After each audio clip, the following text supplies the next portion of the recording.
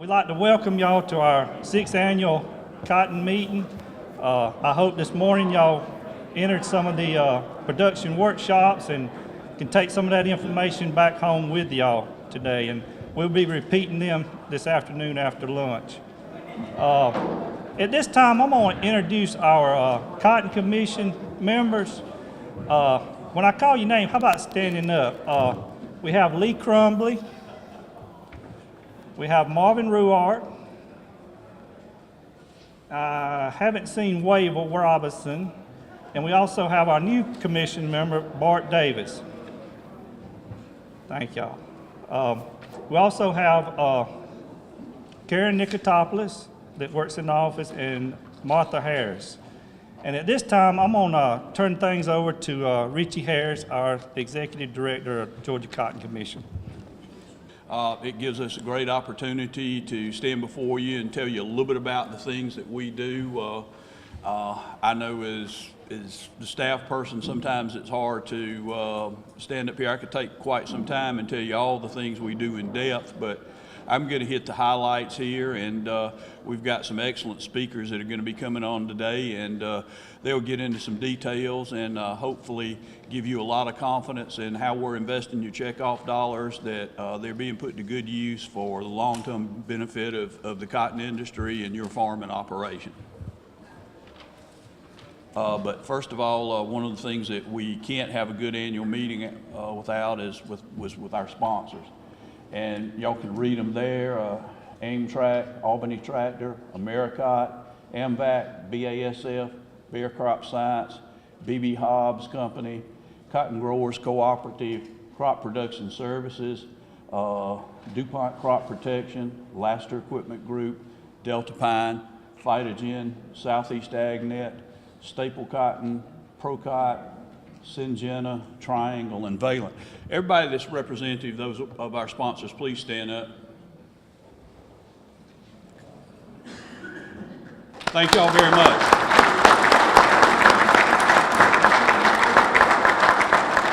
Without these the helps from these organizations, we couldn't put on nearly the good meeting that we do every year.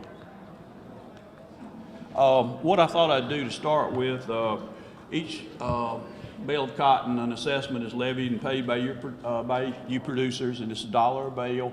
I went back and averaged the commission's budget over the last 3 years, and we show you how we actually spend your money. The first figure over there, 41.1, is for our organizational support. That's for National Cotton Council, Southern Cotton Growers. Dr. Mark Lang's going to give you a good overview of what the council's doing on our behalf, and Mike Tate, president of Southern Cotton Growers, will tell you a little bit about what they do on y'all's behalf. 42, almost 43% of our budget goes to support research at the University of Georgia. We feel like that is where we've got to put our money to keep us ahead of the curve and help you be efficient and keep your operations as profitable as possible.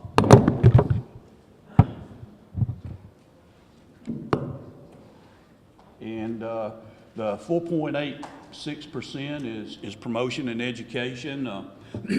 Through the years, the commission has always felt that our promotional efforts need to be targeted towards consumers, youth groups, and those involved in the ag community, because each of you as producers also support the Cotton Research and Promotion Program. That assessment is collected by the Cotton Board and administered by them and carried out by Cotton Incorporated staff. And we feel that the professionals in marketing, promotion, and even research are ones that we need to yield to. And the bottom line there is all that money comes from the same pocket, and we want to stretch it as far as you can. 11.15% is what it takes for us to operate the commission. That's everything from our rent, salaries, travel, whatever, and that stays in that general vicinity practically every year. Uh-oh. How did I get those off the side? I'm sorry. Just tell me. Just on the bottom right, you'll see the little icon. That stays in that general vicinity practically every year. There we go. I got it. But this is just a little thing here. This shows you the different things of our cotton organizations. It's kind of always good to put that up because many folks know that they have a lot of organizations working with them, but kind of gives you some details, and you can see the responsibilities and services that the Cotton Council provides for us. Also, Southern Cotton Growers, that's our regional organization voice, and you see what the Cotton Board does and Cotton Incorporated, and again, you're going to hear more from them lately.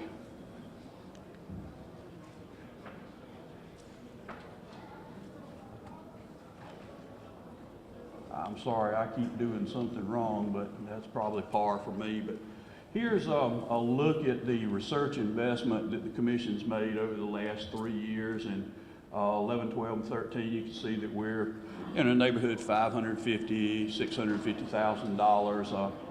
And we're very fortunate, too, in that to receive some state support research monies from Cotton Incorporated. We get about a little bit over $300,000 a year that we can invest back into Georgia-based research, and I believe that's formulated on 7% of the ag research budget is distributed in certified producer organizations across the belt to support research. I put up the 210 number to show y'all. Everybody talks about budgets, both at the state and the federal level, but you can see we keep a steady investment level of the 643, 577 of the Commission's money, but the $1,074,000, those came from earmarks or special grants, which don't exist anymore. And in some ways, this is one of our challenges, is we're going to have to find ways to get money funneled into ag research, because through the years, I think that's been one of the strong points of agriculture in the United States, is to have that great base of knowledge and the extension service to take it and get it out to the farmers. We over the last few years have worked with Dean Engel of the College of Agriculture and Environmental Sciences. We worked with him and supported our cotton agronomist position for a while until his budget could take over. We currently are supporting our cotton physiologist position because state budget's tight. The dean can only do so much, and the Commission felt that we needed to step up and make sure that the information pipeline was full of knowledge, and most importantly, we wanted to get it out to you folks where it'll do some good. And this is every year we have a research tour with just the Commission and a research advisor. And excuse me. All right. And these are some of the areas that we looked at. As you can see, these are mainline items. Not only do we have a good system of feedback through county agents, we have a research advisory committee made up of, again, county agents, our extension specialists and researchers, and crop consultants. Here's the tour we do down in Tifton every year, and this gives us, the small tour gives us a chance to really get one-on-one and get out in the fields and talk to the scientists. It helps Commission members understand the goals and objectives of the scientists, and the conversations that are held sometimes out in a research plot really lead to some good ideas and improvements in our research program, getting them fine-tuned to really zoom in on what we need. Every year we join with the Peanut Commission to have a cotton peanut field day. This is an opportunity where peanut and cotton growers can come and see what their check-off research programs are funding, and here again have a chance to ask questions. We do some different things at the Commission above and beyond our research program. This is a heavy rye cover for pigweed management. We were fortunate to work through the NRCS, and they were able to get some dollars to do a heavy rye cover pilot program in a number of counties in the state, and we were also fortunate to work with NRCS to do some drip irrigation work where we have 2 drip systems, one applied over in Midville at that station and one down in Camilla, plus about 3 grower locations in the state. Our idea there is drip irrigation is efficient. It's something I think producers have got to look at in the future, both on water use and efficiency and also energy savings. But these are a couple of things we do. You don't get to hear about that often, but when there's areas of need for cotton producers, the commission is either out front, in the group, or behind it pushing, and you can count on us to do that. Several years ago, everybody thought the world was coming to an end because Delta Pine 555 was going to be taken from the market. The gentlemen in these pictures here are fiber buyers from the U.S. textile industry. I'd say probably 70–80% of the cotton that's spun in this country is bought by these groups of folks. We brought them down. They had questions. You know, you guys been doing Delta 555. What are you going to do? We want to know what you're going to send us. How's it going to perform? What does it look like? And we were able to bring them down for a couple of days and show them a nice new variety trial, and got a lot of questions answered. You know, you talk about exports. I know the Ag Forecast breakfast this morning was focused on exports, where about 80% of our crop goes, but the domestic textile industry consumes somewhere around 3.5 million bales a year, and that's still a very important and viable portion of our cotton industry. Some other things we do during the special session of the General Assembly year before last, we hosted a luncheon for the House and Senate Ag committees. You can see your commission members there working, identifying issues to bring before these folks. Chairman McCall and both Chairman Bullitt were there and helped us immensely in getting it organized. And while we don't get up there and work the halls, we're finding that more and more of our producers' needs are going to be focused at the state capitol in addition to the federal level. Here's our exhibit down at Sunbelt Expo. We usually invite the National Cotton Council, Cotton Board, Cotton Incorporated, and if they, for producers there, and he wants to know how his money's spent, there are folks there that can answer it. We also provide a good bit of consumer information. During the expo, it's always a good good chance for your political friends to come by, and retiring UGA President Dr. Adams always comes by and visits with us and walks through. Congressman Barrow, Bishop, and Mike Lucas and I were visiting one afternoon in our tent, and Senator Isaacson came by and had an ice cream with us, and we had a good visit with him. And these are the folks that we really have to help us, and we appreciate them very much. We have one of the stories of agriculture at the Georgia National Fair. The way we have it set up is information on cotton bales. If you come in on one side, you can see cotton economic facts, history, etc. If you come in on the other side, it's from cotton from field to fabric. So you spend 5 or 10 minutes and come away with a pretty good working knowledge of cotton, and most importantly, you can see how economically significant and historically important it is to our state.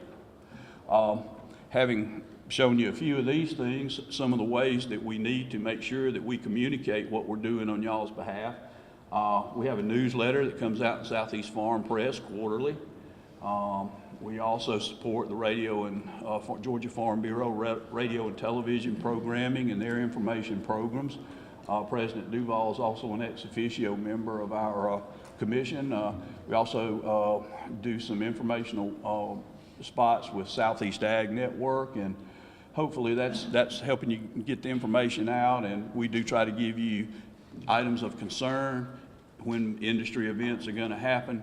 Anything we can do to help you make it easier for you to know what's going on in the cotton industry and what you can take time to be a part of. Another thing we do is we have a website, georgiacottoncommission.org. You can see that up at the top. One of the new things that we added is the e-news 100% cotton. If you go there, we try to put up articles that are relevant. Maybe not articles every day, but the ones we put up there are certainly going to be worth your time to read it. And we just recently agreed to provide some sponsorship to the Georgia Weather Network and keep that up and going, because there's some funding issues there at the state budget level, and we've committed to work with them to do our part until they can get fully funded from it. We get a lot of different things that come in from our website, from tell me about cotton, all sorts of crazy questions, but every once in a while we get something that really pays off for us, and this is one of the gentlemen from Sharp Farms up in Brookeville, Maryland, has kind of a tourist educational type farm. He wanted to grow a couple acres of cotton. So we sent him one of our production guides, talked to him and helped him get started and gave him some literature, one of our education kits. And gentleman said he had about 20,000 kids come through there this year, and part of the price of admission there was to be able to go out and pick a piece of cotton out of the field. Now, that's not quite as much fun as being out there with a sack over your back all day long, but at least they know what it looks like growing. They know what it feels like, and we're giving them an education of where the things that they wear, using their household items come from, and these are things that that you can't put a price on, and it's just a great windfall when you have an educational opportunity like that. We participate in a lot of different school days, events, and whatever. This is one that we did up in Athens, Georgia at the Linden House Arts Center. About 1,600 kids from that area came through. And these are some of our other sponsorships that we do. We're particularly proud of our support of the Georgia Young Farmers Association. Our Georgia Cotton Women, here's a photo of their officers for this year. They do a good job volunteering and promoting cotton when they can.